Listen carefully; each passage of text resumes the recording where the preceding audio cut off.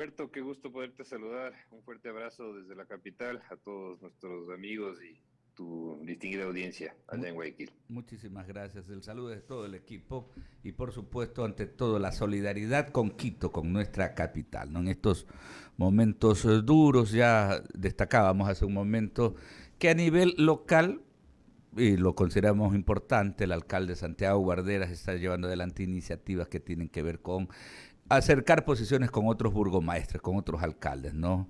Eh, lo vemos como positivo, toda acción encaminada a buscar mecanismos para superar esta triste situación van a ser positivos. Y sería importante a esta hora, presidente, poder graficarle un poco a los ecuatorianos, porque a veces vemos como lejano, o sea, decimos, ya, pues es el gran empresario el afectado y no llegamos a dimensionar el impacto que tiene para el sector de la exportación todos estos golpes. Así que sería importante poderlo desmenuzar, ¿no? Para el fácil entendimiento de nuestra audiencia. Sí, a ver, primero que nada, claro, qué pena tener que estar conversando, Alberto, de estos temas del día de hoy. Algo tenía la esperanza, o teníamos la esperanza, creo yo, la mayoría de ecuatorianos de bien, de que el Ecuador iba a caminar en otro rumbo, es decir, que después de una pandemia tan dura, tan profunda, donde ha habido tantas pérdidas económicas, donde inclusive hubo tanto dolor familiar por pérdida de seres queridos, íbamos a tener un Ecuador diferente, ¿no? Y lamentablemente estos pseudo dirigentes que hacen quedar mal un movimiento indígena, porque yo sé que hay gente muy valiosa en el movimiento indígena, gente de bien, gente honesta, gente trabajadora, pero está atrapada por estos dirigentes que solo buscan el caos, solo buscan imponer sus tesis de minoría a través de actos vandálicos, de fuerza, de terrorismo, tener que volver a vivir ataques a las empresas florícolas, a las empresas brocoleras, industriales, de ingreso a la fuerza, es decir, actos vandálicos, ¿no? ¿Dónde está el derecho al respeto a la propiedad privada en el país? Es algo que no podemos permitir y hay que rechazarlo desde todo punto de vista muy enfáticamente y contundentemente, porque la Constitución garantiza en el Ecuador el respeto a la propiedad privada. Segundo, ver esas amenazas a la pobre gente de bien que quiere trabajar y que quiere ir a trabajar, que no le interesa estar en las manifestaciones, que no le interesa ser parte de estos actos vandálicos, amenazas a través de chats, de inclusive de ingreso, a decir, ustedes no trabajan, salen al paro a la fuerza, es decir, violentando otro derecho constitucional, que es el derecho al trabajo.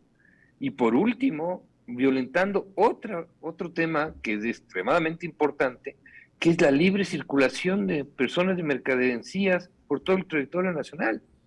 El día de ayer estaba conversando, y te cuento esto, Alberto, con dos empresas grandes, importantes del sector lácteo, que tienen que ir a pedir permiso a los centros de dos ciudades, de Cayambe y de Tabacundo, para poder ir a recoger la leche de las fincas. Es decir, estamos viendo estados paralelos.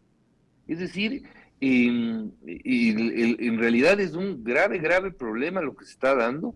Lógicamente, aquí hay que decirlo, la pérdida, eh, insisto, me duele como ecuatoriano nuevamente, luego de haber tenido lo de octubre del 2019, donde las pérdidas fueron de 800 a 1.200 millones de dólares, depende quién haya hecho el cálculo.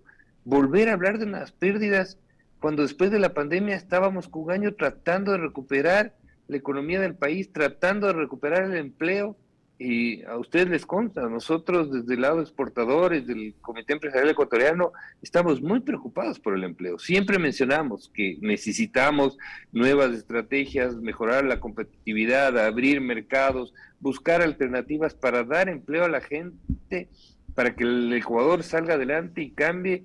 Y lamentablemente estas acciones lo que hacen es poner en fragilidad a las fuentes generadoras de empleo, a las empresas, porque el momento en que uno no vende, el momento que uno no produce, el momento que uno no exporta, no tiene liquidez y las empresas, todos sabemos, no quiebran por falta de utilidades o no, quiebran por falta de liquidez. Así Es decir, es. el momento que uno no tiene liquidez, no puede pagar sueldos, no puede pagar proveedores, no puede pagar las obligaciones que tiene, puede entrar en una espiral descendente que le obligue a cerrar sus puertas. Claro, y ¿Y ya qué van a que hacer estas? sí. más de 150.000 familias que dependen de las exportaciones de la sierra del Ecuador. Claro, oiga, Esa es la realidad. y se me quedaban dos gráficas en la mente, ¿no? La una, de manera abusiva, en algún vehículo transportaban la leche y le arrojaron la leche a la calle, ¿no?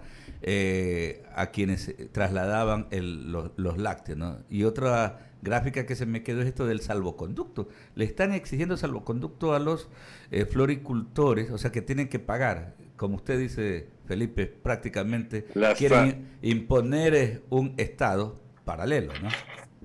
Exactamente, un estado paralelo, increíble, las famosas vacunas, ¿no? Imagínate lo que es, y claro, ante la desesperación, ¿qué haces? Si tú tienes productos perecibles, ¿no es cierto? Es decir, la leche, si no se recoge de las fincas ganaderas, en el día que es, durará 1, 2 días en los congeladores máximo. Así Pero es. eso tiene que recogerse los productores, ir a las plantas industriales, industrializarse y venderse. Lo mismo en el caso del brócoli, ¿no es cierto? Es decir, el brócoli tiene que recoger los productos de la cosecha de las fincas productoras, llevar a las plantas, procesarse, industrializarse, congelarse y exportarse. Lo mismo en el sector de la madera, lo mismo en el sector de las Así es. frutas congeladas, etcétera. Entonces, todas las vías secundarias están bloqueadas. Ayer tuvimos un intento importante de coordinación con el gobierno para poder mandar los productos de la Sierra Sur hacia el puerto de Guayaquil. Lamentablemente no se pudo pasar el cerco de Aloja, que es donde están 4 o 5 barricadas, porque claro, al no haber el apoyo de las Fuerzas Armadas, porque no hay todavía un decreto de emergencia, con la policía fue insuficiente. Por suerte sí hubo cómo mandar por Calacalí y a través de la otra zona de la costa, pero las que están del otro lado, es decir, fíjate, eso solo para poder llegar a los puertos y poder distribuir en Guayaquil, pero las florícolas que tienen que mandar y vender todos los días a través del aeropuerto, si una vez ya cosechado la flor, entró ya en el proceso de la cadena de frío y no se envía en 1 o 2 días, esa flor ya se va a la basura. Así es, Simplemente se bota a la basura. Permítame, Felipe, Eso es Verónica nuestro... Landeta Sí, tiene otras inquietudes para usted. claro que sí. Verónica, qué gusto. Un buen día, ¿cómo está? Entonces, definitivamente fracasa esa intención que había comunicado el ministro Prado de poder mandar a través de convoyes toda esta producción y definitivamente pues no entrar en esos prejuicios bastante drásticos que ya usted los acaba de anotar. Porque si las vías, como usted mismo lo reporta, muchas que las vemos aquí pues a través de los canales oficiales están cerradas, las vías alternas también tienen complicaciones. ¿Cuál es el peor escenario en el que podríamos estar? Recordemos que en el 2019, pues el país perdió más de 800 millones de dólares por esta paralización, obviamente pues también liderada por la CONAIE. A ver, el peor escenario es que volvamos a tener los mismos números, ¿no? Para mí es eso, ¿no? O sea, sinceramente, para mí, ya el hecho de perder $1 de exportación en estas circunstancias es gravísimo. El Ecuador no puede darse ni el lujo después de una pandemia, porque, ojo, el 2019 no tuvimos una pandemia de por medio, que duró 2 años, y donde las reestructuras económicas y empresariales y el tejido social empresarial se debilitó muchísimo. Entonces, no podemos darnos de lujo, que tampoco pudimos haberlo hecho en el 2019, pero las situaciones económicas eran diferentes. Pero en este momento, si vuelve a suceder esto, yo no quiero ni pensar las consecuencias devastadoras que va a ser en el tema del empleo, ¿no? Va a ser realmente muy grave, se van a perder muchas fuentes de empleo y esperemos que esto no suceda. Por eso nosotros nos hemos activado muy bien. Expo Flores, por ejemplo, a través de su Twitter, ha hecho un gran trabajo, nuestro gremio afiliado, de hacer prácticamente un reporte minuto a minuto de los problemas, es decir, de alguna manera nos hemos adelantado a reportar esto y dar a conocer a la ciudadanía, pero claro, esto tiene que solucionarse, ¿no? Ayer yo creo que vimos una luz de esperanza de que, por ejemplo, la Conferencia Episcopal Ecuatoriana, la Universidad Central del Ecuador, ya se ofrecen como intermediarios para sentar a dialogar, porque tenemos que buscar una solución. Si bien hay que repudiar los actos vandálicos, si bien hay que repudiar estas manifestaciones sociales, que en realidad son actos vandálicos disfrazados de manifestación social, porque aquí nadie está hablando de que estamos en contra de las protestas o la manifestación social. No, no, no, ese es un derecho garantizado en la Constitución y que nosotros defendemos y que lo defenderemos siempre, pero no pretexto de esto se puede disfrazar ya actos de estabilización democrática de buscar el caos, y habrá que preguntar quién es el que está lucrando de este caos, ¿no?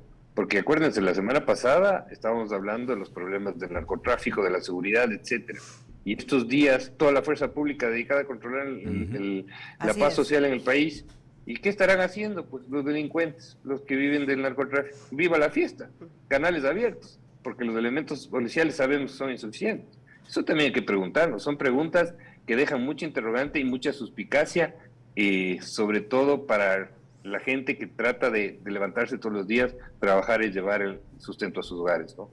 Claro, recordemos que antes de estar hablando de estas movilizaciones y de la afectación que hoy tiene no solamente el sector productor también, sino también el sector exportador, estábamos hablando de este impacto que obviamente pues continúa y que es la guerra de Rusia y Ucrania y los mercados definitivamente que se comenzaron a cerrar para muchos productos ecuatorianos, así como para muchos otros países. Por ejemplo, en ese sentido, ¿cómo está el panorama ahora?